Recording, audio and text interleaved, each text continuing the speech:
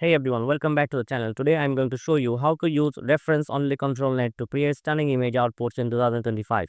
Fast, simple and super effective. Stick around till the end.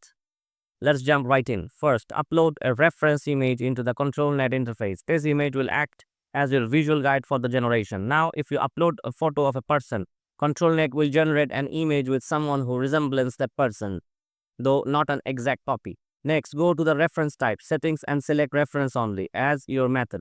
Then choose the balanced option. This ensures the model gives equal importance to your both prompt and your image. Hit generate and you're good to go. For example, if you upload photo a Japanese male, the output will likely to be a new image featuring a Japanese man, similar in vibe but uniquely generated. Let's take it further.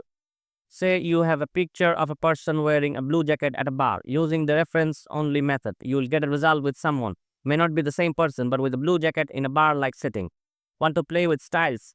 It's easy. Change up the prompt to be a little vague about clothing, something like a woman in dress. Use the same reference image, hit generate. Now you can might see a Spanish woman in red dress instead cool, right?